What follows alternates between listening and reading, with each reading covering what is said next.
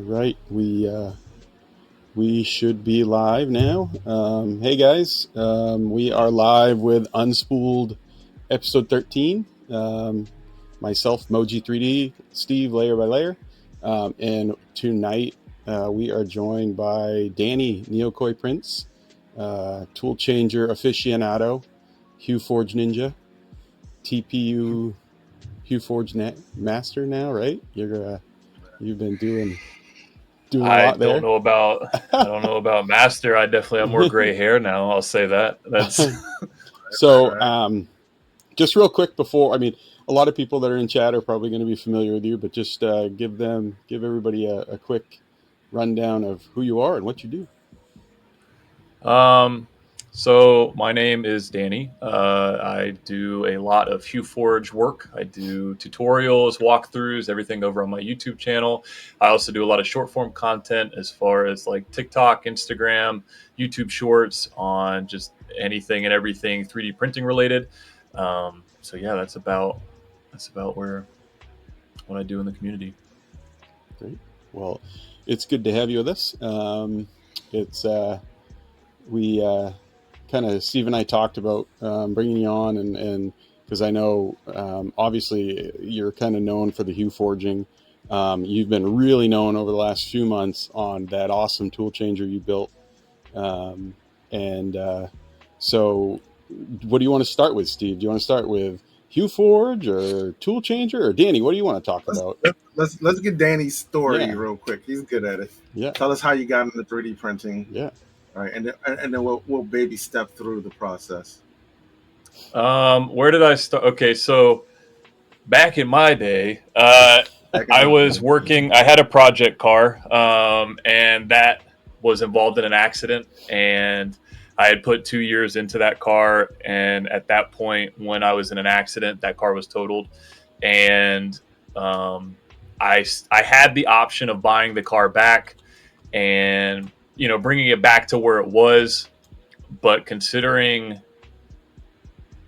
how hot it is where I live, I didn't really want to spend another summer with every weekend in the garage, let alone winter. And so I decided, to pick a new hobby. And at that time, it was between getting into 3D printing or getting into drones. And when I had that option in front of me, it turned into, well, I could probably 3D print a frame for a drone and go from there. So I ended up buying a 3D printer. I got an Ender 3 S1 Pro. Well, first I got an S1. I ordered that from Amazon. It got lost in the mail, so I got a refund. And then by the time I got the refund, I had enough money to buy the S1 Pro and get a couple of upgrades that offered. And there was a hurricane that came through. That printer was shipping from Miami up through Florida, and the hurricane went straight through the middle of Florida.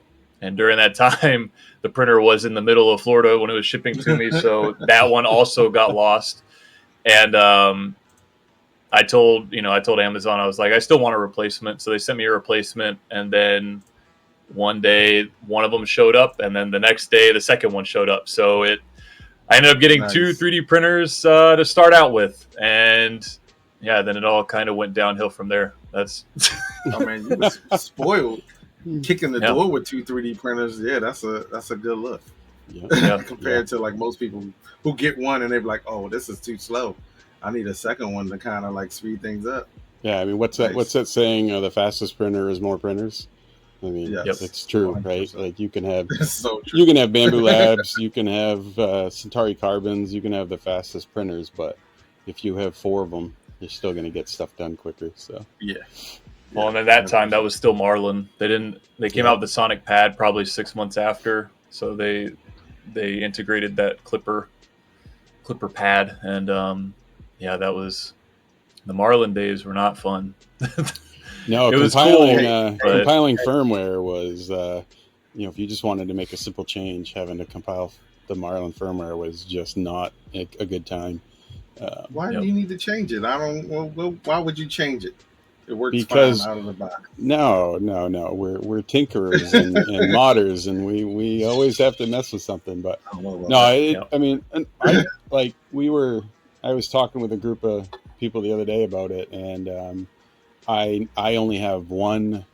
I only have one printer left that runs on Marlin, and that's the Wuxin WXR that I just for some reason can't part ways with for nostalgia I technically reasons. have four. I have four that still run on Marlin Do you? if I run them. Are you actively using them though? It sounds like not. But The only one yeah. I say actively use is the Ender 3. Yeah. And that's just like TPU and soft stuff. The TiVo Tornado is still back there, and I mess around with it every once in a while, but not that often. I'm Yeah. probably gonna put a big nozzle on it and use it for like doing big prints or something. Yeah, like I did I think the last Ender 3 that I had before I got rid of it, that just ran like a 0.8, and then I had like a ridiculous profile with like a 1.2 millimeter nozzle, and that's all it did because it was so slow. You had to put giant nozzles on it to get it to do anything. So, your tool changer, you're also building a Micron now, right? Yep. Yeah, that's next. Oh, that's next. So is the tool changer kind of set the way you want it? Are you going to leave it the way it is? Yours is a stealth changer, right? Stealth changer. Yeah, stealth changer. Yeah, that's the flavor of tool changer. Yeah. There's like three. I think there's three major tool changers that you can do: tap changer, stealth changer, and is it Mad Mike? No, Mad Max. I think that's the newest way to do it. Yeah. That uses all magnets, but so that originally came out of necessity. I look at like anybody that builds their own printer as like almost like a rite of passage into the hobby. You go from like being in the hobby to being in the hobby. You know what I mean? Like it definitely is a different side of things, but it feels like, if you tell somebody you built your own 3D printer, you're on a different level in their head, right?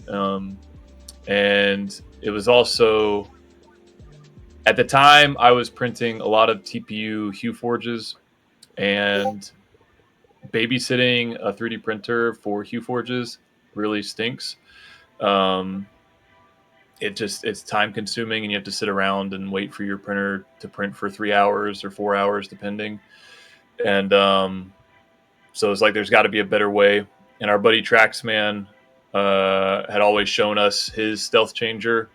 And at the time, Ajax had built his stealth changer. And so I was like, well, I could probably do it. And this was my first Voron build at all. I hadn't built a single 3D printer, but with their help and with everybody else that's in Draft Shift Designs Discord, it made it a much smoother process than had I done that completely by myself. So yeah, definitely props to them. But it was out of necessity for HueForges, so I could be lazy. Yeah, I mean it did. I mean, any type of material changing, it's whether it's an AMS or a tool changer, it does make the HueForging much simpler, because like you said, having to wait for those pauses, those manual pauses and swapping. If you miss one and 30 minutes later you come back, you've just added time to that print. And right. It's just it does make a huge difference. Now you're experimenting now with TPU HueForges, which the multicolored aspect of TPU, obviously the tool changers are the way to go. Right now, I mean, I think there's, unless you do one of the mods like a Python for the AMS, you're not printing TPU. The FlashForge ADX5 allegedly does TPU. I've seen allegedly. Yeah. But I saw that there was a mod for the AMS Lite too. Somebody had posted or commented on one of my YouTube videos and said, well, I can do it on my AMS Lite. And I was like, can you send me a link? Like, I would love to do that for my own printer. Yeah. Had that been a thing and I would have known about it, I wouldn't have spent all this money. Yeah. And I've heard rumor of those as well. I haven't looked into them. I know like the regular AMS with the Python you can. Right. But and then the other one that actually came out before the Python, Actually, if Wazzy's in chat, he'll know. I can't even think of the name of it. Not the Gala. There was one that came out before the Python that was a full like AMS upgrade where you could do it too. But yeah, so are you being a tool changer builder now and having the tool changer? Are you in tool change? Are you in Camp Tool Changer? Like, is that the way that you're gonna go for all your multicolor in the future? So, like for example, like the Snapmaker U1 that's coming out. Mm-hmm. Is that something where you're going to transition to that, or will you still use the AMSs for non-TPU? I plan. So, well, back up a little bit. So the tool changer, you asked me if that was at its final form. Yeah. And right now it's at its final, like it hit the goal that I had for it in the beginning. So it's good where it's at right now. It's printing reliably. I don't have to worry about failures. I just got a Kraken, and I have a 48 volt power supply. So we're gonna cut tool changes down from like 8 seconds to 5, maybe less, depending. Yeah. And then there's some other stuff that we can talk about later as well. But I'm definitely Camp Tool Changer. I think the only reason that I'm going to keep a bamboo right now is for HueForge videos, because I think that 90% of HueForge users are bamboo users. So yep. To use something familiar to them, and if there's questions regarding bamboo slicer or whatever, I think that makes sense. And I modded my P1P. My original P1P that has my 2 AMSs, it's the only one that I have left. I kind of Swiss cheesed the back panel to let air through whenever I enclosed it with the vision enclosure. So I'd have to buy another back panel to even try to sell it. And right now, those printers don't really sell for a lot anyways. So it's kind of like I wouldn't really make anything. So it's like I might as well keep it, because I definitely I'll definitely get utility out of it. So, but I'm definitely team tool changer. I think from here on out, I don't plan on buying a non-tool changer. Yeah. So as far as the U1, it looks really compelling, especially at the pre-order price. $680. I don't know what cost they cut to get it to $680, because like each tool on my printer is pretty stout. I mean, I use pretty high-end parts on it, and it's around $200 a tool. But like in a budget build, you're still looking at like $100 a tool. Yeah. So I mean, what else did they cut on? Like parts. They have the parts there, so it's not like you're also paying for transit and all that other stuff. So they have the parts. They can buy them in bulk or create them in bulk. Yeah. Like I said, I hate the outside of it. Like, and I wouldn't be surprised if there's other like we know Snapmaker for making like these very rigid, kind of like industrious looking machines. Right. I wouldn't be surprised if, just to kind of stay relevant, they kind of cut a few corners, and they're comfortable with people being upset that it's not going to be as rugged as Snapmaker machines to be. Well, it's not gonna be perfect, right? Like no machine that's ever released is already perfect. Ugly. We know that for a fact. Yeah, so it's just gonna be an easy to use Da Vinci. It's going to be an easy to use tool changer that performs well and that prints well. And if it can do that, I mean, who cares if it's got some plastic parts in it, as long as they hold up over time. Other than not the parts. I just care how it looks. Well, I hate it. Yeah, so I mean, I'll put my money down, but I hate it. Well, you can spray paint it. You know what I'm saying? You can mod it. Exactly. 3D printer. Something's happening to out the box. I might not even turn it on. Yeah, I mean, as long as they cut cost on the looks or the shell and not the motion system, but like they still had to cut costs there. I mean, there's some like it's going to be very interesting, and it's something as complex as a tool changer is. I mean, adding 3 more tools is definitely a complexity in and of itself. Yeah, because it'll be very, very interesting. we've all said like 680 is like a crazy low price, right? But when you really think about it, like if you take an LDO 2.4 kit, you're like $1,200 to $1,500. Yep. And we're not talking tool changer. We're just talking a single tool head 2.4. Right. So you're half that cost for a Yep. 4-headed tool changer. So, and I don't want to get back on the U1 because we spent all those last parts are premium though, right? You figure your LDO kit. And they're the higher end. They're premium parts. Yeah. We know out the gate we're not getting premium parts, but we also know that premium parts aren't necessary to make a printer print. The Ergo, the Ender 3 Pro versus the Prusa like Mark II when they were both out at the same time. And you're like, I could get 4 of these Ender 3 Pros or 1 Prusa, and I could still make stuff that doesn't, the price difference between a Ender 3 and a Mark II didn't make up for the difference in quality. So there's gonna be a difference in quality from a U1 to a Voron, but it's going to depend on the Voron though, and we know that for a fact because not everybody is going to tune their Voron the same. They're going to be pretty close, and a good Voron will be close to as tuned as another good Voron. But we're comparing it to like a moving margin right now, so we'll see what happens when it comes out, and we'll really only be able to quality compare it to like a Centauri or machines that we have right now, and not like a H2D or XL or anything along those lines. I think it's hard, right? Because the only thing on the market that's mass marketed is the XL. That's a tool changer. So it's like this and that are the only printers that can do true multi-material printing. Now, if we're just judging multicolor, then that's something. But no one with an XL is buying a U1. Let's be clear.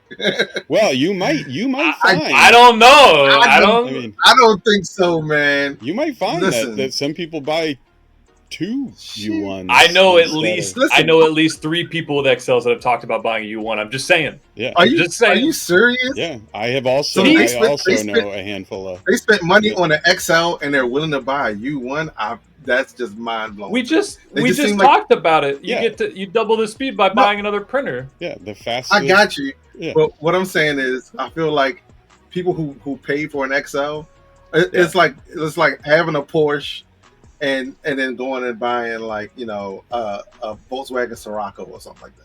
It's like we can't. Hey, the Scirocco's a nice car now. What are you talking about? I grew up in a Scirocco. I love the Scirocco. I'll put my 35 down on a Scirocco. Okay. Yeah, I just think we can't call the U1 a Volkswagen at the moment because I don't either. It may be. That's a lot of people how they describe the Centauri before the Centauri came out. They were like, at $299 it has to be cheap and it has to be bad and it can't have premium parts. And we found that they're built well. Like mine sits right next to another P1S, and you'd be hard pressed to find a difference between the two. 100%. It's Snapmaker has a lot of oomph behind them in a big company, so.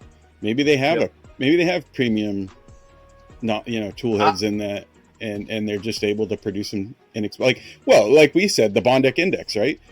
We were off stream before this. We were talking that the Bondek Index to be able to produce the individual nozzles at $35, like that it's hard to understand that.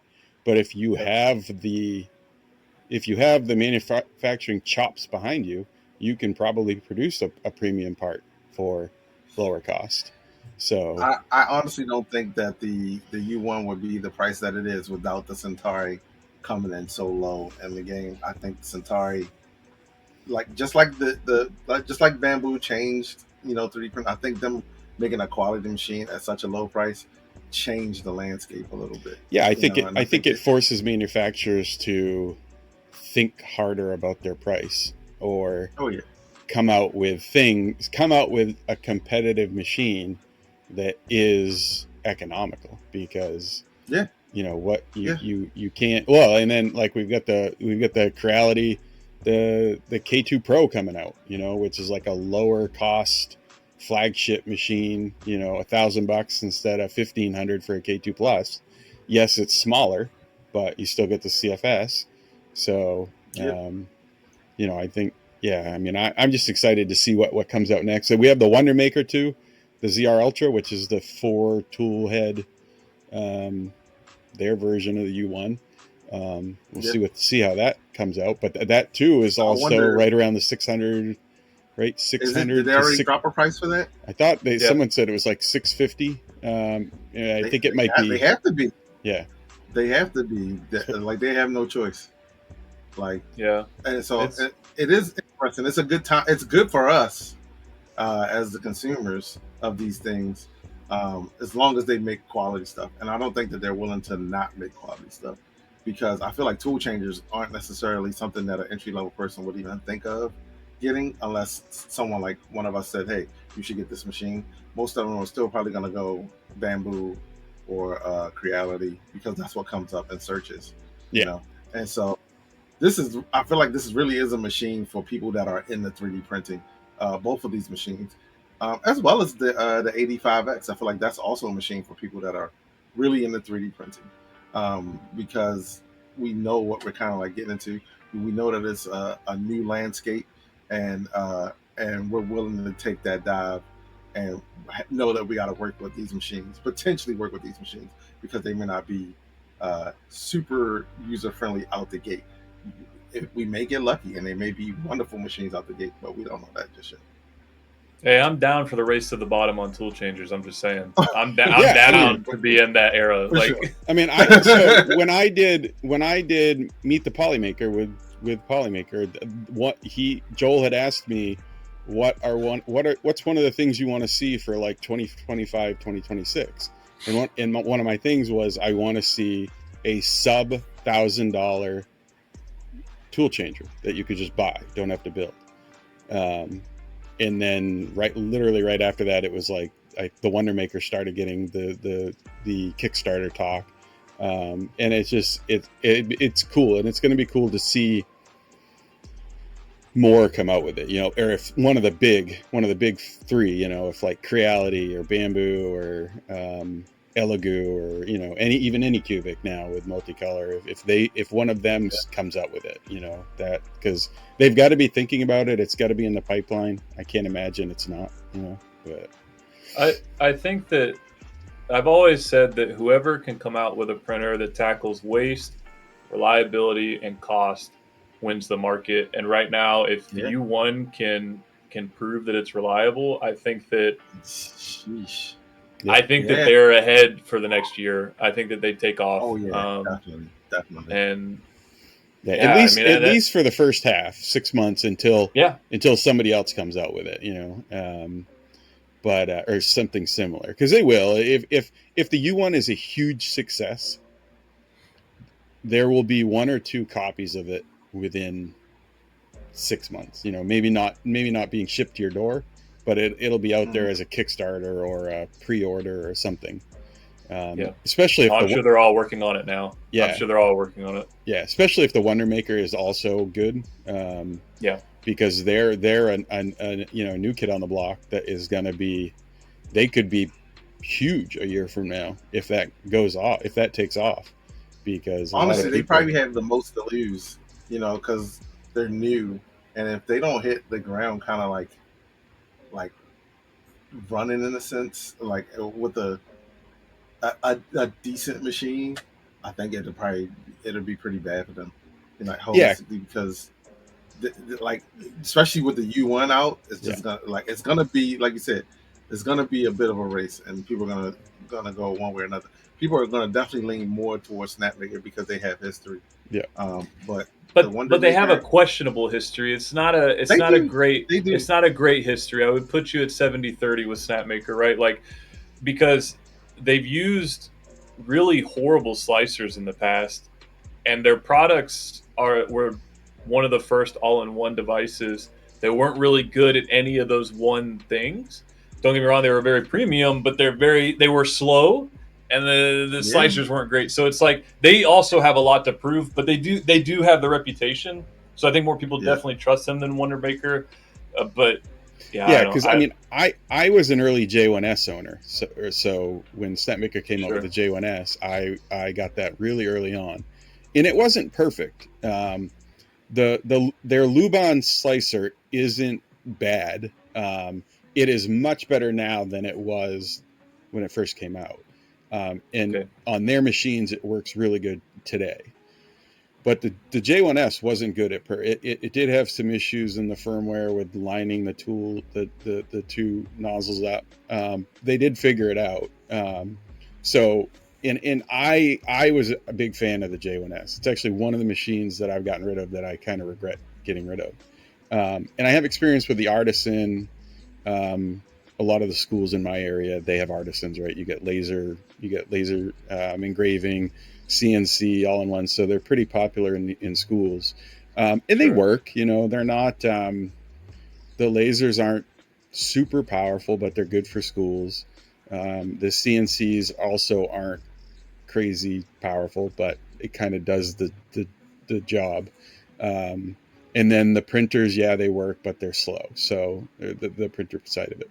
So they've had their issues, but I think they kind of got that all figured out. So I'm kind of excited that the U1 is like their first thing. I'm glad that they didn't try to just come out with another 3D printer, or they didn't try to put like an AMS unit on their Artisan or their A350T or something like that, because that would have been a disaster. Because they easily could have done that with their tool heads being so easily swappable. Mm-hmm. They easily could have just come out with an AMS unit and a tool head with a cutter in it and been done with it. And they didn't. So that's another, I think, feather in their cap as far as I'm concerned, that they took a chance. So, and they really did what we all wanted Bamboo to do. I mean, I'll say it, right? Like that, like for me, before the H2D came out, there were two things I wanted. I wanted a bigger P1S, or I wanted a tool changer. So I like that they kind of they're doing what a lot of us have wanted. So that's good. Yeah. And they've been doing it for a while too, supposedly based on leaks, right? Yeah. So it wasn't like it was a response to somebody not doing something. Like they've already been developing it with that market research. So it's interesting. It's definitely a great time for them. But yeah. So along with after the tool changer, tell me about your experimenting and your time with TPU HueForging, because you don't see a lot of that. I've seen it in like some Discords and the bowels of the 3D printing internet, but it's fun but challenging. The A1 and A1 Mini were very good TPU machines because they have the active flow compensation, and the flow calibration rather, and that is like a cheat code for any kind of TPU printing. Tuning flow is so much fun when you're doing it manually. Nope. Honestly, like tuning the Voron has been such a pulling my hair out experience. I got it close, and then somebody, when they saw my wrap-up video of like finishing TPU, they were like, "Hey, can you print me some shoes? I'll pay you for it." I'm like, no. Like, it's like, you can't pay me enough right now. Maybe in a little while once I've enjoyed it a little bit, but right now, no, there's no way. But as far as like TPU HueForges, it's very unique. It's always fun when we're at Rocky Mountain or 3D Printopia, and we'll walk people around that have never seen HueForge in general, because there are a lot of people that still have not seen it, or that maybe they've seen like on Maker World, they see a picture and they're like, why is there a picture on Maker? Like, I don't understand why this is on a 3D printing repository. And so like we're walking them around usually the booth, and we're like, hey, pick this up. Hey, pick this up. And a lot of people will be like, wow, this is amazing. And then you hand them, you're like, well, here, try this one. And you hand them a TPU HueForge, and they're like, what the heck is this? Like, Yeah. and it's a completely other mind blowing experience. And it's just interesting. There's a lot of utility, I think, for cosplayers. Um, like, what I'm doing is I'm going to be making a jacket with a bunch of HueForge patches. So that's been my plan since the beginning. You can also use it. I was talking to Ben Pendergast, Boy in Space, and he had suggested using HueForge for like the underside of a brim of a hat, Yep. for like customization there.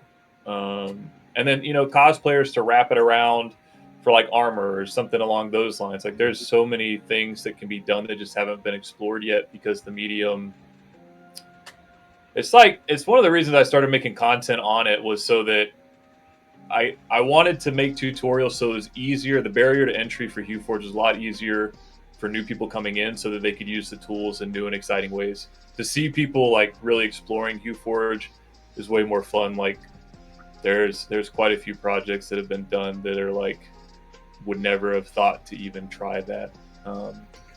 So yeah. Yeah, because I've seen a lot of TPU. Well, for a number of years, TPU printing in fabric for cosplayers. They'll Right. lay fabric down on the bed print, but that's a tricky thing, and it's not always doesn't always go well. Sure. Especially if you can't adhere the fabric down well. So if you could come up with a way to HueForge and TPU print the fabric part, the flexible part in between the armor or the scale or whatever you're doing, and not have to use the fabric at all, that's very valuable. And I find, like when you said there are a lot of people that don't know what HueForge is, and I see that too. I see a lot of people. I see more people that know, like, oh, I can do lithophanes.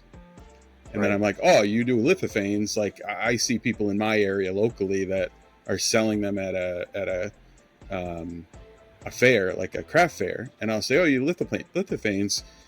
Do you also do HueForges? And they'll be like, what's I don't know what that is. What are those? And I'll show them on my phone, and they're like, oh my god, that's amazing. And then next thing I know, they're looking at it. But yeah, I still think this, because I did hear somebody once that was a HueForge user say that it was getting to the point where everybody who wants HueForge already has HueForge. And I don't know if that, I was shocked to hear that, because I was like, I don't think that's the case. At least that's not what I see. Yeah. Like, I think there's so many people out there that would want it. I think you're going to find that people that aren't in 3D printing that maybe go and buy that Eufy U1 might have been interested in HueForge, that maybe, already had a 3D printer, but didn't know that you could do that type of stuff. There's also, you say that, and it's funny because there's a ton of people who don't know HueForge exists, or don't know that you can make pictures with 3D printing. There's a ton of people who still don't know who, the 3D printing nerd is, or who's, people that are like, the at the higher level of 3D printing, as well as far as influencers and stuff, who they still don't know because they don't go on YouTube, they don't go on Twitter, so they don't see these things. And then they happen to hear about a festival for 3D printing that's close to them, and they go in and they see all of the different things, HueForges, Vorons, freaking, bamboos, just all the stuff that people are doing with 3D printing. And then they're like, whoa. So I feel like there's still, because there's still new people getting into 3D printing. And, we see them all the time. They're like, oh, I've only been printing for like 2 months. And you're like, cool. Well, hey, here's all the stuff that you can do with your 3D printer that you probably didn't even know you could do. Print and play stuff. All of those things. So I feel like it's still growing. Like, and I tell people, I was like, I feel like right now we're like the early test pilots for a lot of this stuff, because it's not yet it's still in the tool phase. It's not like an appliance yet. And I don't think it'll be every house appliance. I think it'll be like, every 5 to 10 houses. You might not have one, but your neighbor down the street may have one, and they still, I still feel like there's room for HueForge, because the Eufy make is very expensive to get that, to get that same kind of thing out of it. And now we're getting to printers that it's becoming cheaper and cheaper to have multicolor printers, and I like the limitations of HueForge. Like even when I was heavily doing them, I still only did mine with like 4 to 5 colors, because I like that artistic interpretation of what I was actually trying to make in the first place. I don't think I necessarily want everything to be picture perfect or a picture, that I'm gonna put on my wall. I would just print it out of paper and not out of like expensive resin, or I would just go get it printed on like metal, or I'll go get it printed on canvas or whatever to get that same kind of texture. Like I couldn't see me spending that amount on resin to make a 8 by 10 portrait of me and my family on the wall. That's cool. But if I could see me setting up my 3D printer and doing a HueForge of like an 8 by 10, because it's compared to price, it's going to be a lot cheaper, than doing it with the UV mix. Like I feel like there's room for both, and there's two different camps of people who want to use both, and there's also a camp where people who want to use. Well, I say some people want to use HueForge because it's inexpensive. Some people want to use UV Make because it's easier. But I also feel like there's people who want to do both. Like in my mind, they're tools that work well together because you can print out a tissue box and then throw a HueForge on top, or you can print out a tissue box and throw a UV Make on top. So there's room for both. I think it's gonna be cool to see once all of this stuff, all the dust settles, and we get to the point where we can kind of like really see the capabilities of both of them. And I think first thing we'll probably see is like freaking maker chips. Will probably be UV Make. We'll start seeing those. Probably as soon as they come out, the next festival you go to, you'll see those kinds of chips. Shoot, Danny did a TPU maker chip. So I'm fully waiting for like the white printed blank maker chip that then somebody Eufy makes, on. That's I mean, why wouldn't you? If you have one, I'd do it too.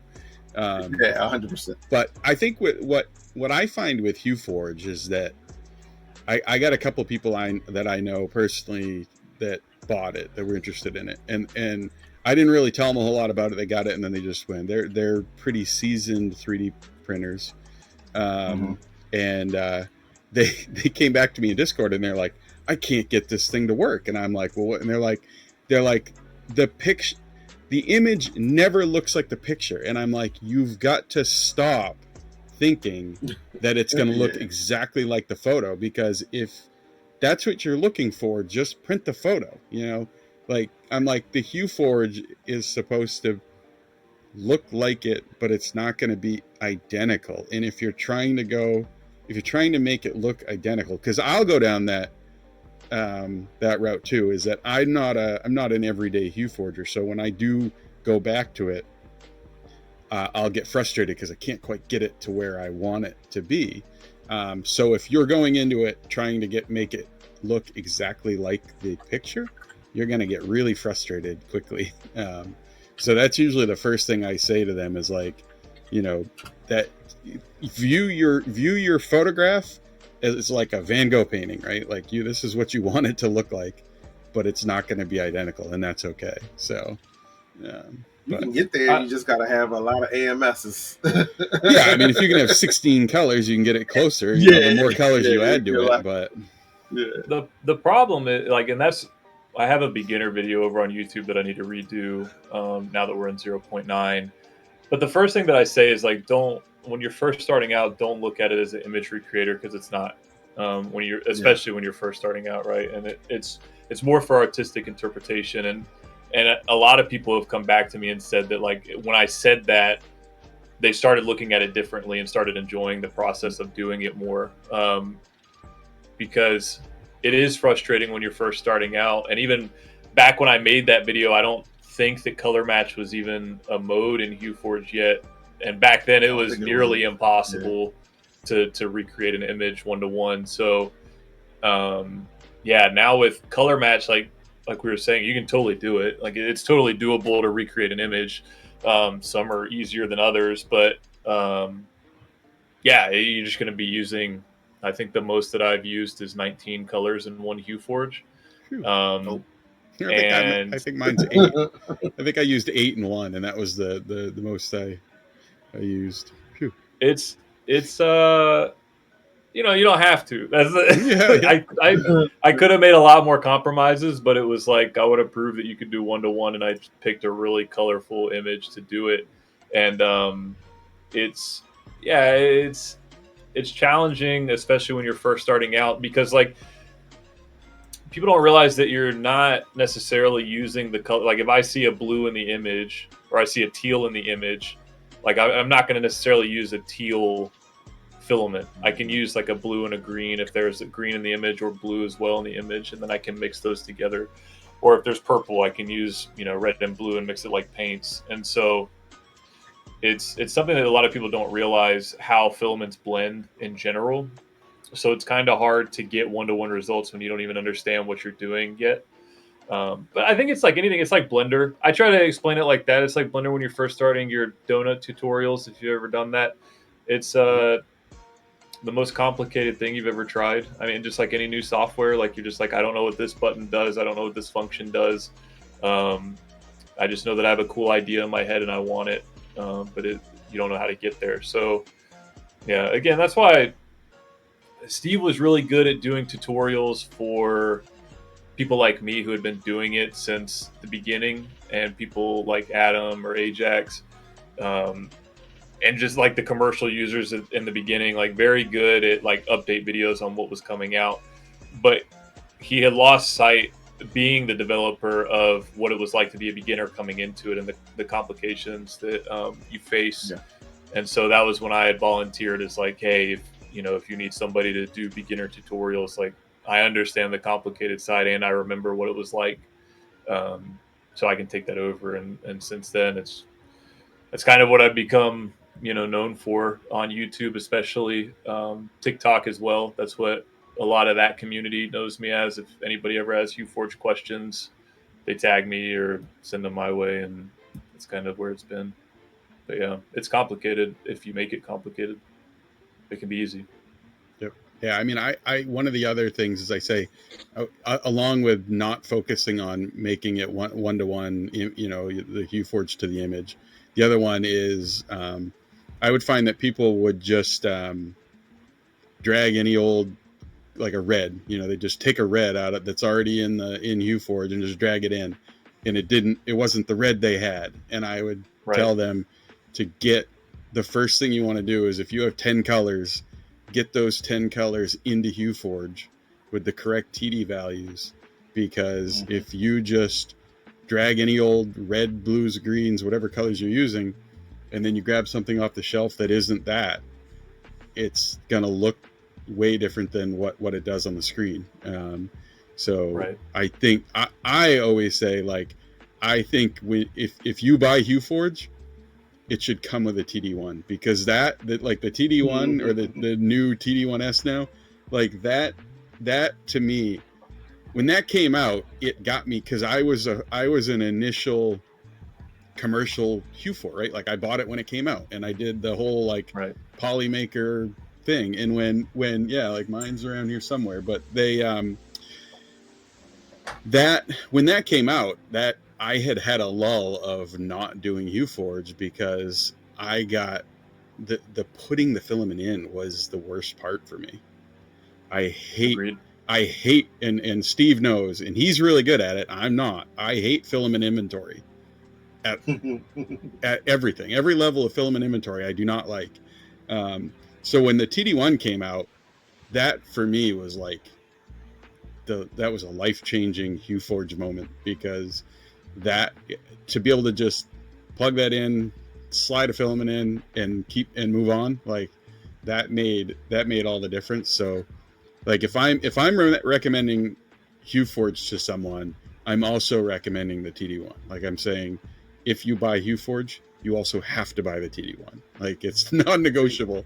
I'm partial because I'm friends with Ajax, so I'm just trying to get people to buy them because he made them. But for me, I didn't. When I started HueForge, I didn't use the TD1.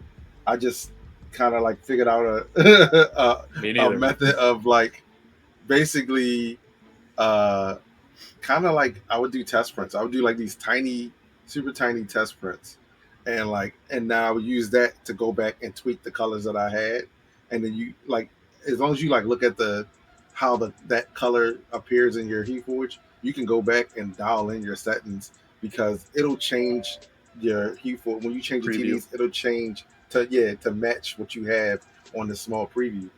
But that being said, still go buy TD1. It was an easy way for me to do it. It was just a way that I figured it out. But that's also because I think because I also have done photography and a lot of photo editing, so Yeah, I was able to kind of see those highs and lows, the whites and the blacks in there, and was able to kind of like understand what was happening with that image, even after you printed it out. yeah, and I remember someone saying that they're like, "Oh yeah, do some test prints and see like how it." And I'm like, I do so many test prints with the models I design, and then like the farm prototyping parts that I do for people. I do so many test parts already that I'm like, I refuse to do test prints for HueForge. I'm not doing it. And I would just like, I would rely on like the Discord and Reddit to be like, before everybody started putting like TD values out for everything. Yeah. I would like search this filament and I would find a TD value for it in Reddit or on Discord.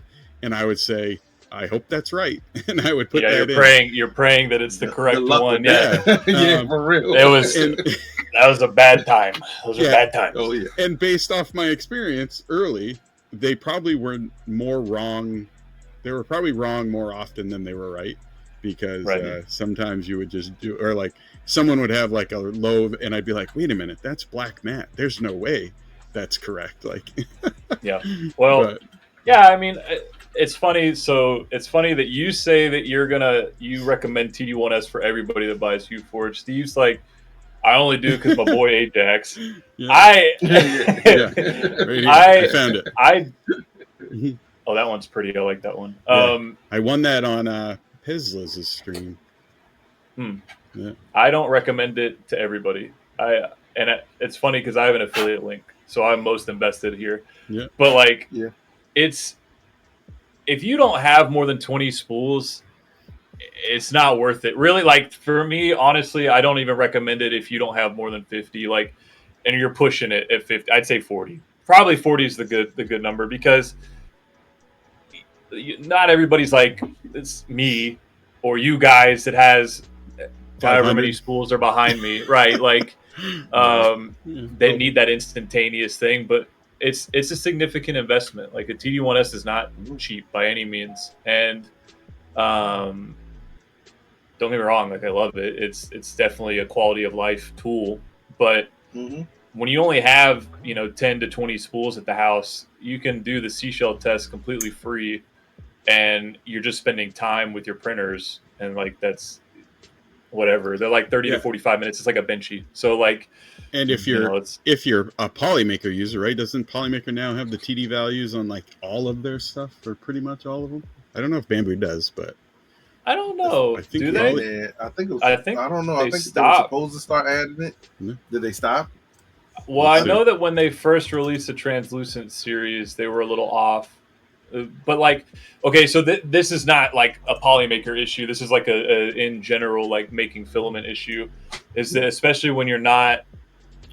When a lot of companies aren't measuring TD in general when they're making filament, they just want color accuracy and color consistency. And so whenever they're just putting a big batch of resin and pigment together, and then they just send it through a hopper and send it through the screw, like it's not very accurate as far as how much pigment's getting in.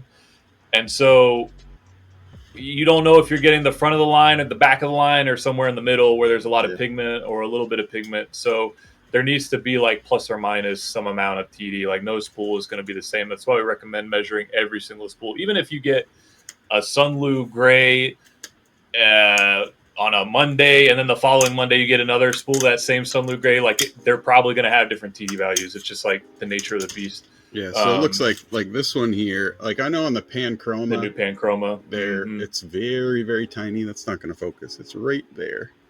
Yep. So this matte sunrise orange is a TD value of 2.9.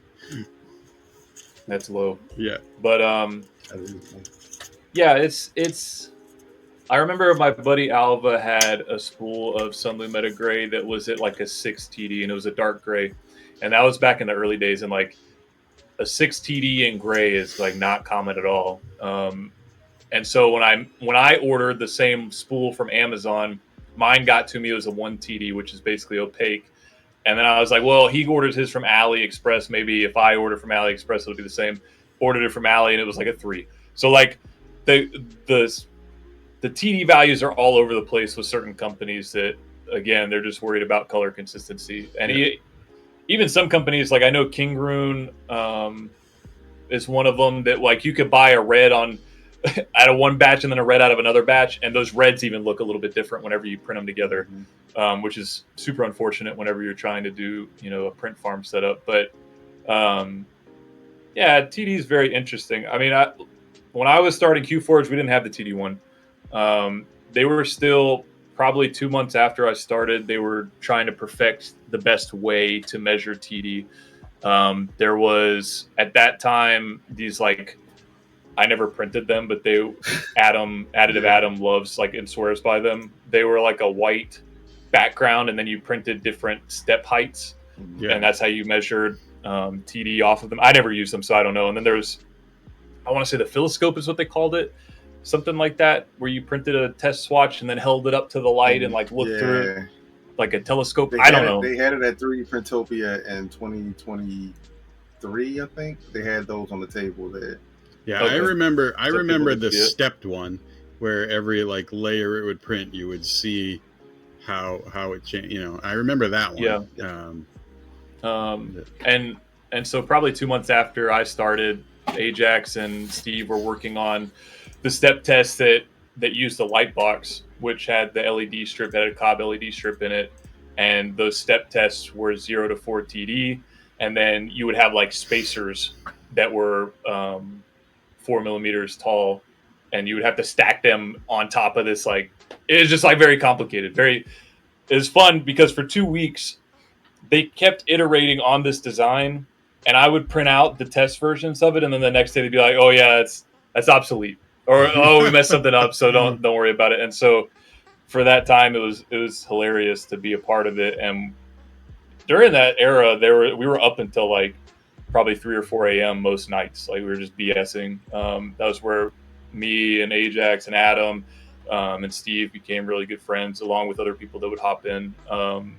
And yeah, it was a rough time. And then one night, Ajax was just like, we could probably do this electronically, and with some at-home sensors and some Arduino stuff. And everybody was like, "Okay, buddy, whatever you say, man." You know what I'm saying? Like, very much doubting. And I want to say it was within a few days he had a breadboard that was working that at least said insert filament, and it semi worked with color, or I don't think color was there yet. It semi worked with TD, measuring TD. So it was, that was kind of the start of the TD1, but it was a very interesting time trying to figure out the best way. And now the TD1S is a thing. So yeah, tiny. It's cool. I mean, I when this came, I was like, "Oh, that's small," that's great. And then the TD1S is like a third the size. Tiny. Yeah. Well, and the best thing about the TD1S is like soon you'll be able to put it in a box turtle, and it'll send that information, the color and the TD, over to Mainsail for you. So that'll be really nice. The smaller form factor will be really nice for trying to fit it in a box turtle. Yeah. So, yeah. It's cool. Let's see here. TPU. So TikTok, right? I see you all over TikTok. Every time I'm not a huge TikTok user. But every time I open TikTok, you're the first one that's on there. Every time. Nice. Nice. So that's what kind of got you into or using TikTok for versus doing YouTube Shorts or any other platform? I mean, I know it's not an easy platform to gain a foothold on. Maybe It used to 3D. be. Yeah.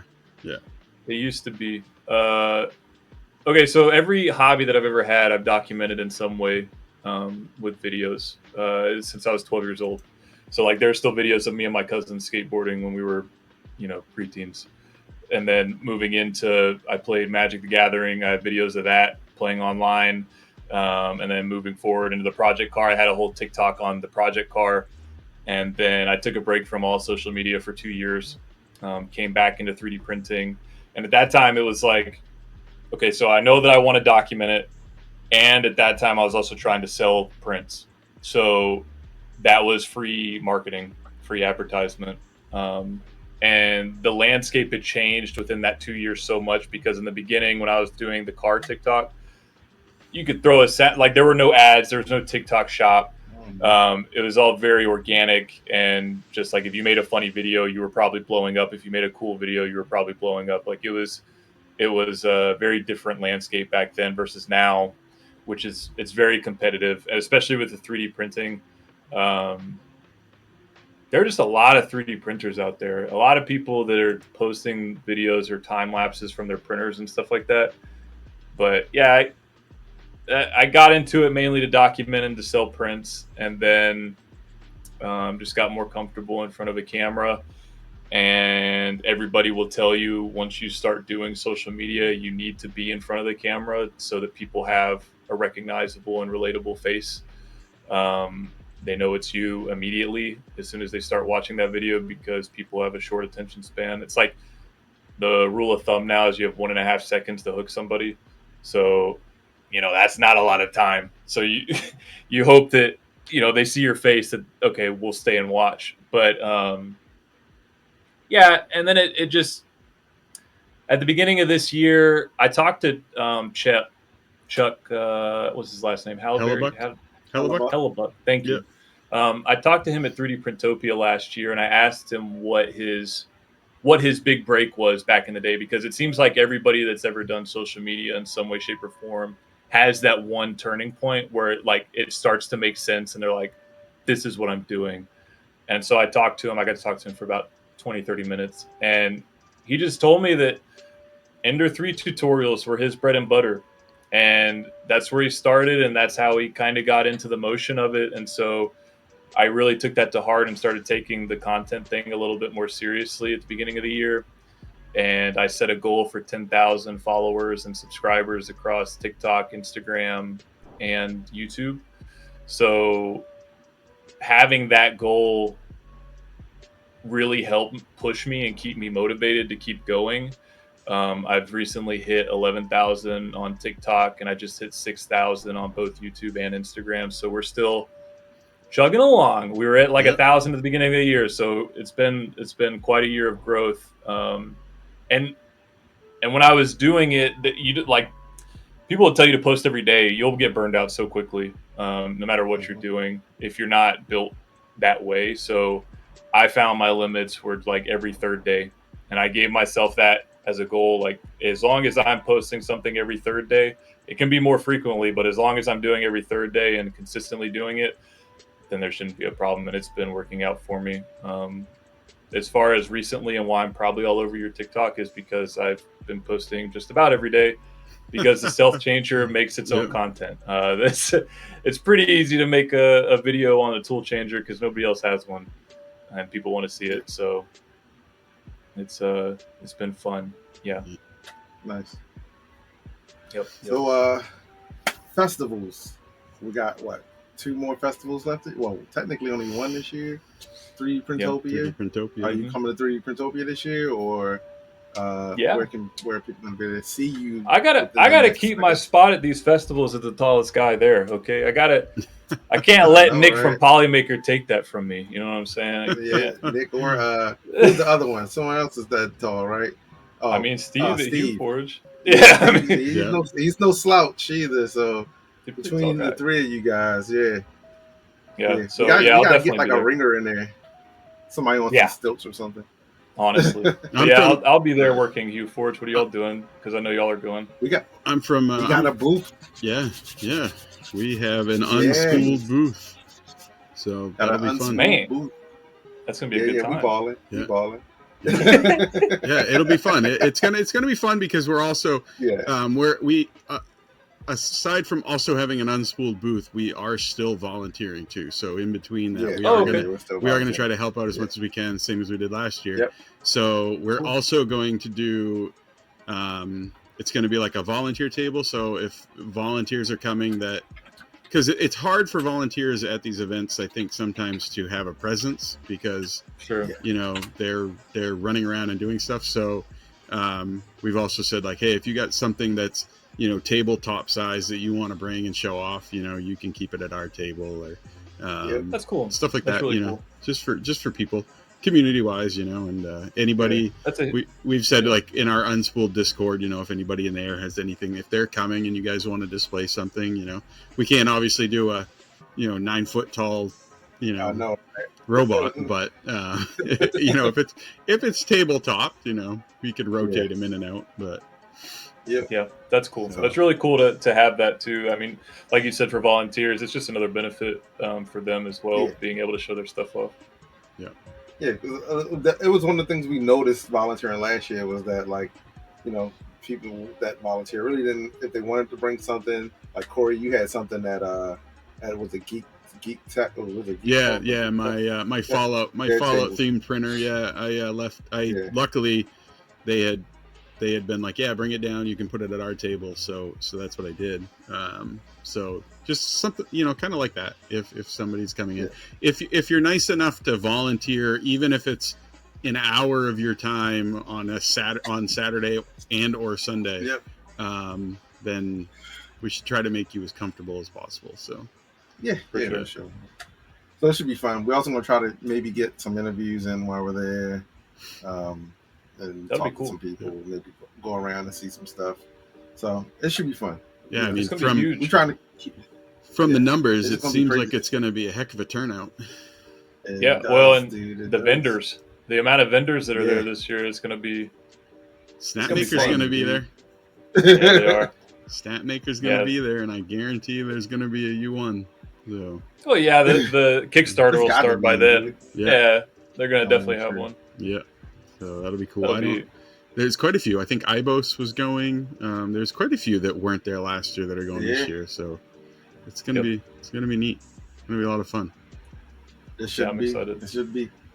We'll see how they distribute it amongst the rooms because they'll need some pull for the auxiliary room. Hopefully it'll be kind of spread out. What do they call it? The annex or something like that? Yeah, the annex. Yeah. Hopefully they kind of divvy it up because I would like to. I got to get over there more. Last year, I think I only went to the annex like twice. I didn't go a single time, but didn't they have like construction in there or something? Like no, it was the stage was in there and the Pinewood Derby. I think I think they were doing like battle bots or something else in there. Yeah, they had 3 things that went there. Yeah, they had the little ones, right? With the ant weight or whatever, but. Yeah, it's going to be fun, I think. And then when is the first Texas one? That's not till 2026, right? Next year, next August. Yeah, we got a while. Yeah. Are y'all going to that? Are you planning on going to that? I mean, it's a long way. I don't know. I mean, we're a year away, but yeah. I'm in Maine, so anywhere is a long way for me. Yeah, dude. The airport is a long way for you. So my airport is only 2 miles from me. That's you fly out of a Puddle Jumper Airport? I fly out of an international airport, thank you. Is it? Hey. Yeah, it's still, to where though? It only goes to it doesn't go to anywhere in the United States. He's got to fly to Ireland to go to like Baltimore or something. It's the longest. It's the longest runway on the East Coast, other than other than the one in Virginia and then the one in Alaska. But for all 7 people that live there, it's the longest runway. Don't do it like that. I always say it's only 7 people. another funny. couple of months, they'll all be down where Danny is. So You don't want to be down here. You don't. It's too hot. Out of It's the so hot. But out of the 7 people in Maine, 6 of them go to Florida for the winter. So That's right. That's more than 6. I promise you that. There's Yeah. so many New York plates down here. Oh my god. yeah. But Hey, thanks for the raid, Bearded Printer. Bearded Printer just rated us with 30. Thanks, man. We cool. appreciate that. Good to have yeah, you. that's sweet. Hey, everybody, we got Danny NeoKoi Prince here.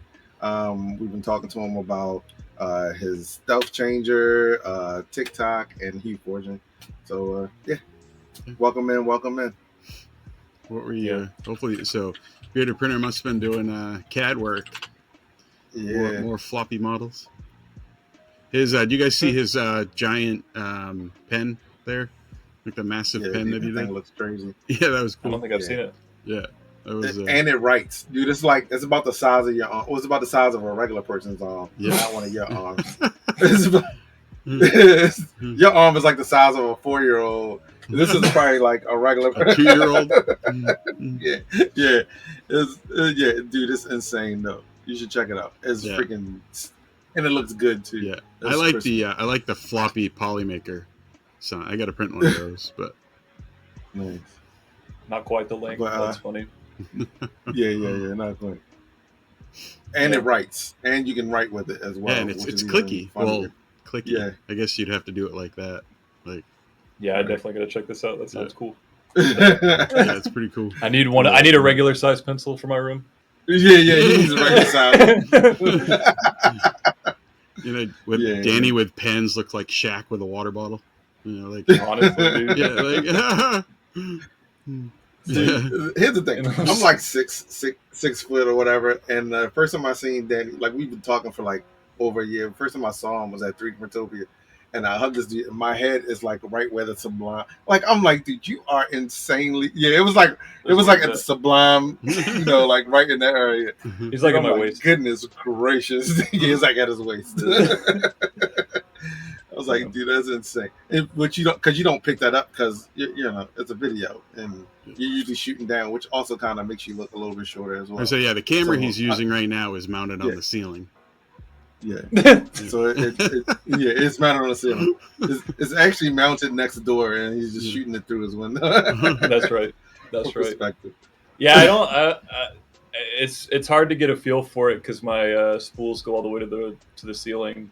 But I've definitely had people. They're like, "Why don't you show off your height more?" It's like, it's what I've lived with it for. Like it's not. I've been this height since I was 15, so it's it's just whatever. Yeah.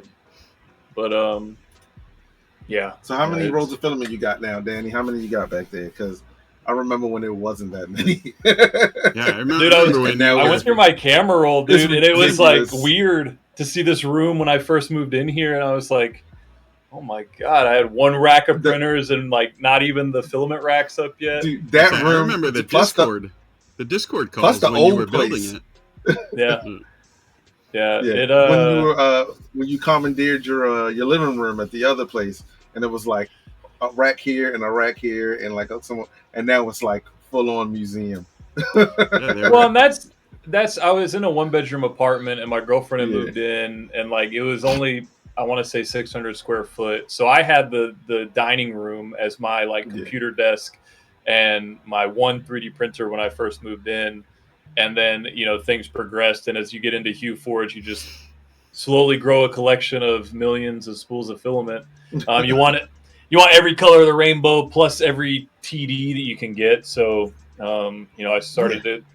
That was where the collection started of rep racks. And it was like every single wall around my setup had at least 4 racks of filament. So, but when we moved in here, it's a 2-bedroom now. And I told her, I said, I'm taking the 2nd bedroom. And she was like, but I want it for my office. I said, you don't need this much space. Like, it's your turn to have the kitchen. When we first moved in, I already knew that I wanted the filament wall behind me. I think I'm at least behind me, I have 3 large ones. So I want to say that there's 40 per, and then there's like 6 smaller ones in total, so 3 on each side that go up, and then I've got a closet full. And you can see here on the floor, the box is full of 6 spools of filament, and then the other stuff, that's all new makers, new matte filament. So it's like I don't have any. I talked to her and I was like, can I put more spools of filament? Because it's a 2-story. I said, can we put it in the stairwell? Can I put it like? Yeah. Racks I got along new the maker stuff stacked between my printers now. It's like, and it's like a whole shelf up here over top of my head. And I just got the new box today, so I got to find a place for 3 more rolls right now. I'm at the point where I'm gonna start printing big things with the Stealth Changer. Like I already printed the giant koi fish earlier this week, and like even that was kind of small. Like I didn't even knock out half of the, because there's no waste. There's no waste, so you can't really like run through filament like I could before. Like, yeah, that's true with with HueForging. There's no, you're not pooping it out or having. Well, even the bigger prints with the Toolchanger, like you only have the prime tower for waste. Like, that's not a lot. It's very different when I printed like a small multicolor, this like little hermit crab.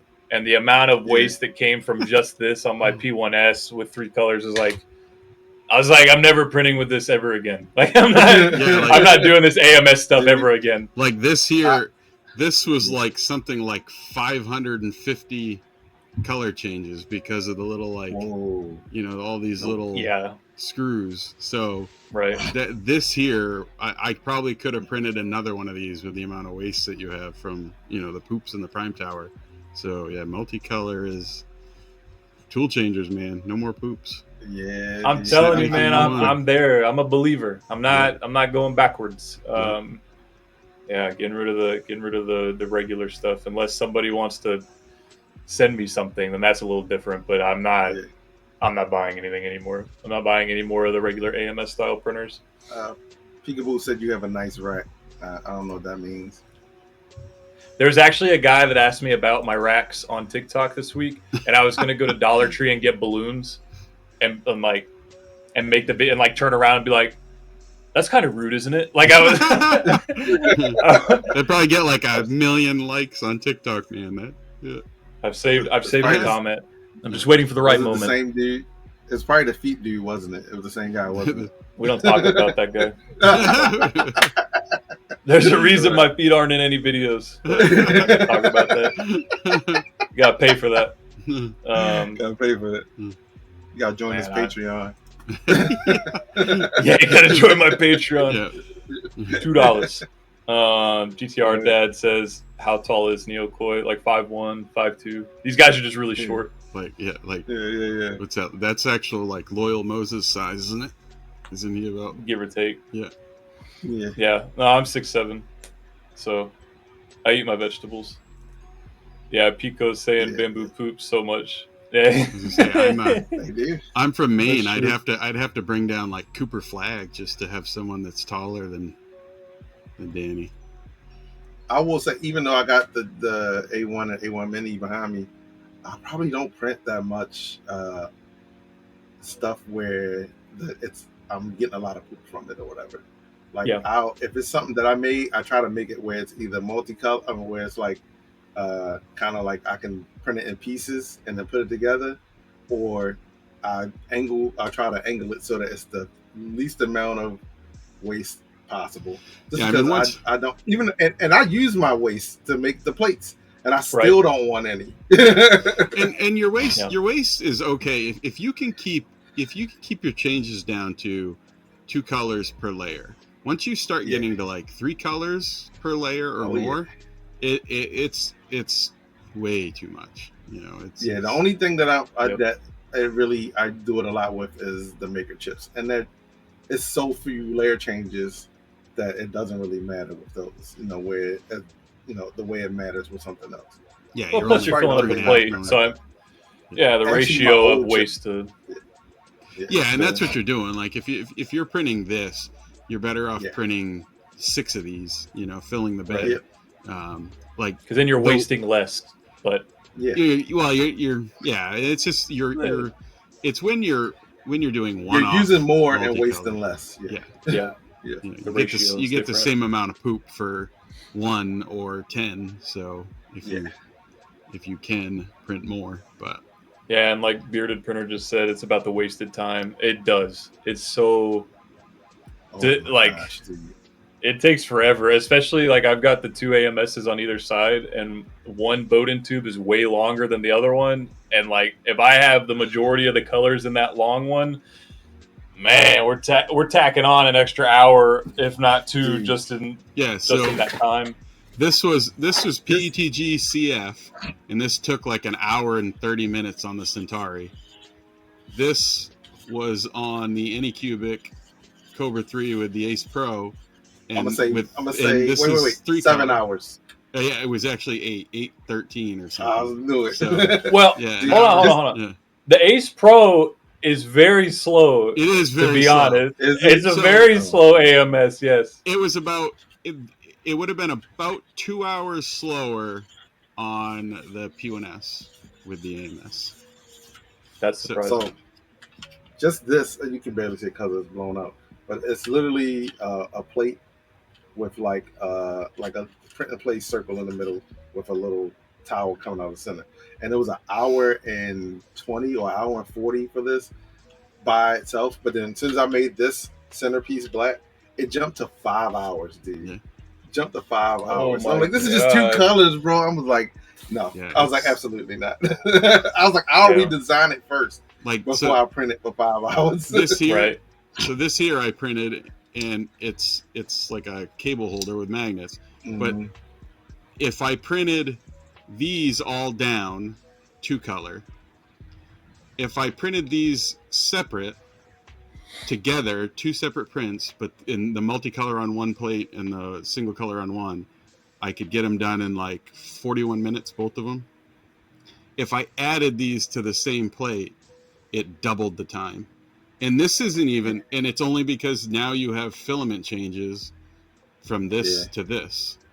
Right. So, and you're only talking, it's like 3 layers of color, it's exponential on multicolor once you start adding it. It's crazy. But yeah, that's what's so great about HueForge. You should use my affiliate link and go buy your own copy for everybody watching. No, I'm just kidding. yeah. Just should.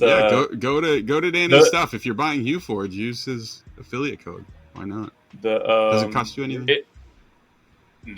The waste factor just in HueForge, like you forget.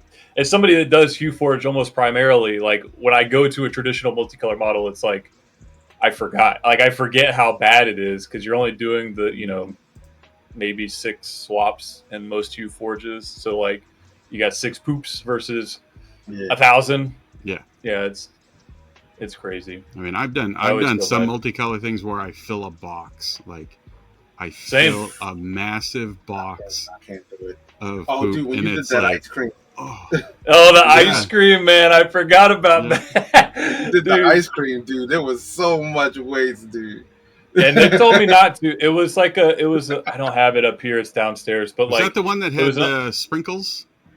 Yeah, the sprinkles, and that's exactly why it took so long. Because it was 8 colors, I think. I put that in the slicer and sliced it and was like, I don't freaking think so. No. I was like, that's awesome. I never closed out a slicer so fast in my life. I was like, I am not printing that. Adam said he never even printed his. I don't doubt it. Much waste. Nope. Dude, I printed mine, and the thing I did, because mine was covered in chocolate, it was, and in my brain, I made it like a chocolate cover, like so it's vanilla with chocolate on the outside, like the kind you dip. And that's how I made the model. So when I printed it, it was actually printing white under the chocolate instead of just printing chocolate straight through. And that thing took forever. It took granted, that was like our second model or something like that. Yeah, so that was early days. I wasn't even thinking the right way. I was like, I'm gonna design this like it's gonna be a 3D thing and not like it's gonna be a 3D printed thing. And so I was like, sheesh. So what I'll do sometimes, if it's depending on the model and multicolor, like sometimes I'll use modifiers in the print to reduce the amount of changes on like some layers. I wish that's the one thing in slicers I wish is like an Orca slicer or Bamboo Studio, either one. I wish there was a better way to control the colors in the infill side of the print versus just having to use modifiers, because modifiers, I mean, there's only so much you can do, but yeah, it'd be nice if you could control where the color is going on the inside. I think you could reduce it even more, but oh yeah, absolutely. Well, and the weird thing with Toolchangers is that you know how it'll print, like with the Toolchanger, it prints the different colors as their own walls when they're doing that infill as well. So when you're printing with TPU, when I was experimenting with multicolored TPU, like when you're printing 95A, I've got this pretty bad model, but you can see that it prints the walls around each of them. So now instead of 95A and like this being pretty squishy for only 10% infill, it's like super hard. Like you have to really compensate by bringing the wall count down. But there's so far that I have found you can't really control it. I hope somebody in the comments can tell me how to, because that would be really nice. But yeah, there's no real good way to do it. So now you've got a really hard TPU print unless you're using like 10% lightning, and nobody wants to use lightning with TPU. Like, but yeah, and it's I mean, like we've come so far. I mean, I remember the days of like Cura 1, you know, like, and it was so bad, and we've come so far, but there's still a lot of improvements on the slicer side, you know, that can happen. And it'd be interesting. I was talking to Soft Fever that as the U1 comes out, there's going to be issues with multi-material printing because Orca is not prepared for it yet. Because like if you print with PLA and PETG in the same print, the Prime Tower can have issues. I know Trax always posts about his issues where like it'll prime that PETG on top of the PLA, and then it primes the PLA on top of the PETG, and then all of a sudden you're stacking these two materials that don't adhere to each other, and that can cause issues, especially if you have flow issues. That like it'll just knock the entire tower over, and then you're kind of screwed. Yeah, so you're spaghetti at that point. So I was hoping, I talked to Soft Fever about that, and I was like, hey, can you implement 2 prime towers? That would solve at least that issue where you would be able to, let's say that I have PETG and TPU on one and then PLA on its own, because PETG and TPU will adhere to each other and PLA won't. So like, just being able to have 2 separate for the multi-material would be nice, or some other solution that would work. Maybe like an outer ring for the PLA part of the prime tower versus like an inner ring of like your other materials, but there's no control like that yet. So it's we're kind of stuck with what we've got right now. But hopefully with the popularity of Toolchangers and it becoming more mainstream and like the U1 coming out, like more people complain about it, and then and it may be something because the slicer that's coming out with the U1 is Orca. They are using Orca, so hopefully they're doing something on their side, or hopefully they work with them to come up with a solution for that. But I'm happy they're doing it that way, though. I'm very happy that they're doing it that way. Yeah. I hope more companies do it that way, where they're working with Soft Fever if they are. I wish. That way we all have one main slicer, not 86 different.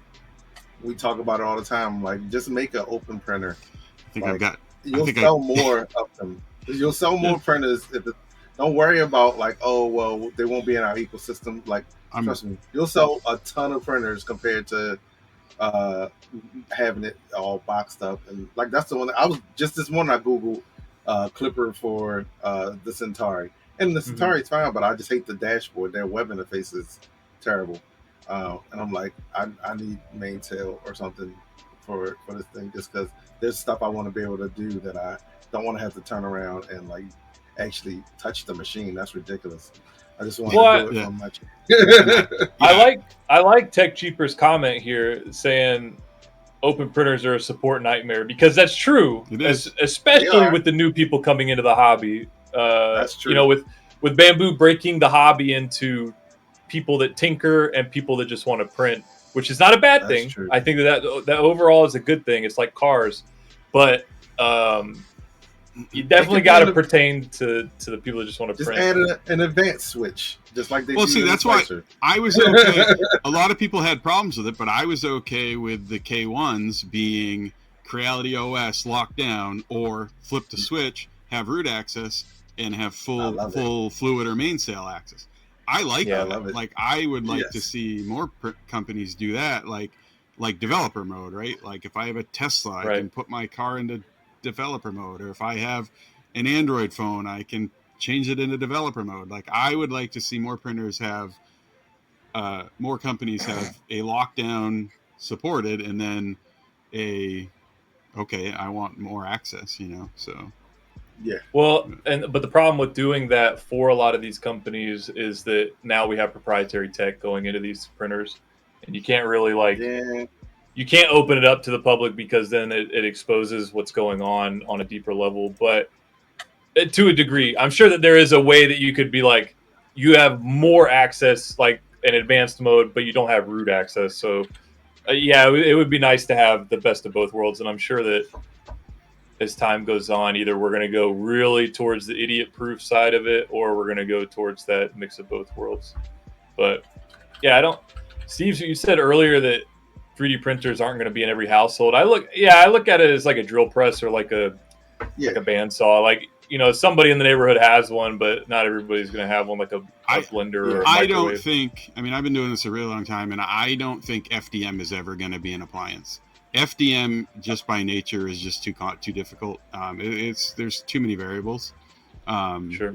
There could be, there could be a appliance level desktop SLS or something like a Mamaki, or I don't think FDM or liquid resin is ever going to be an appliance level machine. Yeah, I don't think so either. But something different, maybe. But time will tell. Hey, undelete my message. You did your Nightbot delete. I was posting Danny's link. Undelete my message. What are you posting? I posted a link to Danny's site so people can follow him. Yeah. My link tree. Your link tree. But yeah, go ahead. So we're getting close to the time. Yeah. 9:30. We appreciate having you come on. Thanks for having me. You're a busy man. So thanks for jumping in here for us. Did you got anything you want to share? Any links, any things you're working on? So I'll be the Toolchanger is good where it's at now. We're gonna put a 48-volt power supply on it. We're gonna send it to the moon. That's coming out very soon, probably towards the end of the year. And also towards the end of the year, I'm gonna be working on putting 6 box turtles on my stealth changer. There's gonna be one box turtle per tool head, because we're gonna have the best multicolor printer on the internet. That's the plan. 24 colors, accessible at any time. Honestly, I'm debating doing a 10 lane per tool. Besides the point, I want my entire filament rack behind me on my tool changer at one time. Anyways, so that's the plan. That's the plan for the end of the year, beginning of the next filament year. Runs running all over the place. You're gonna see Danny like a bug caught in a spider's web, twisted. I'm excited. A thread factory in there. That's the plan. And put like a 0.1 nozzle on that bad boy, so it's really That's funny. Yeah, like the shelf that it's on right now. Me and my girlfriend were looking at it, and when I told her this idea of having 60 spools in total, she was like, "How are you going to hang these?" I said, "That's the problem for future me. That's not a problem right now. We've got the vision. We've got the vision. You can hang them from the ceiling. You won't have a problem reaching them to swap them out." Yeah. They might, gravity is a problem. And plus my head might hit them. It's not a good time. But that's like future beginning of the year plans. Micron's coming out. That's going to be more of a full-fledged video. I'm working on a wrap-up video for the Stealth Changer, and then it's going to be multi-part video or one video. I didn't film a single thing while I was building, and outside of like the short form content that I did, and that was because it was the first build, so I didn't want to slow that process down by filming. I'm talking about for the Micron. Oh yeah, that's gonna be multi-part. Yeah. That's not gonna be tutorial. That's gonna be more entertaining. But that's for sure gonna be a series that I do on YouTube. And that's probably going to be a mini-me stealth changer at some point if I don't get accepted into index beta. So we'll see there. And there's some other cool stuff coming down the pipeline. You guys are going to see very, very soon. I've got 3 videos in the works. So if you want to see my cool stuff coming, Polymorph said, "What's your favorite filament?" Politically correct PLA. No brands. No, I'm just kidding. All of them. All of them. Yeah. No, I don't have a favorite, honestly. Not even Witch's Blue. That one matches my logo the most. That's why I love that color so much, is because it matches my. No, I said which is blue. Okay. Which is blue. Yeah, that was a great comment earlier this week. But yeah, no, it's. I love Overture for their TPU. That's why I work with them. I love New Makers because of all their colors, and then I love Cookie Cat because they have my brand's color. So Polymaker does all the great PETs and nylons that I use. Just every brand has everything that I love. It is hard. It's getting to that point now where it is hard to really pick, because like filament is just good. You know, the people who are making it are making good filament. You know. Yeah, it's not like 3 or 4 years ago when I first got into it, and it's, you got to worry about 1.75 in diameter clogging up your hot ends. But now I got a roll of Geek Geek Tech filament up there, not Geek Tech, G Tech, and it is trash. I'm about to put it into the heat press and make something out of it. When I got into it, all they had was ABS. That's it, ABS. And then it was Hatchbox ABS. Hatchbox ABS came with like every printer that you bought. That was the stuff back in the day. Yeah, everything was ABS. But so cool. Everybody can find you on TikTok, X, Instagram. TikTok, X, Instagram, YouTube, Facebook. I feel like I missed one. But anyways, any social media you'll probably find at NeoKoi. Well, we're all friends with Tom there, but Linktree /NeoKoi Prints. You'll find all my social media and some other goodies there. Well, cool. So also cool. Real quick. Thank everybody for coming in. Real quick. We are working on something pretty cool outside of 3D Printopia. We're working on a custom roll, a custom unspooled roll. So if you're not in the Discord, you might want to join so that when just to follow along to see what happens during this process. It's going to be pretty cool. And, if you want to get in on it, we'll probably post stuff there so that anyone who wants to get a roll, who wants to buy a roll can buy a roll. But I want to make sure to say that before we forgot, because it's pretty cool that we're spoiling colors yet. So we're not spoiling the color yet. No. It's going to be cool. I mean, you see it. Cool. It's not like it's hidden. Yeah. But it's going to be sweet. It's art. It's the normal, the unspooled colors. You'll see. It's going to be neat though. Yeah. It's going to be cool. Yeah. Can't wait. Yeah. That's exciting. So. Yeah. So, all right. Well, we should probably raid out here, but we appreciate it. Thanks again for having me, guys. Yeah. No, it was awesome having you. Thanks, man. We appreciate it. Okay. So who are we gonna raid to this time? I'm gonna raid to you, Steve. Okay, go for it. Let's see. Anybody got any targets? Anyone that you know of that's doing some making and crafting? That'll be pretty cool. Just drop them into the chat. If not, I'll look through and see what I can find. Let's see.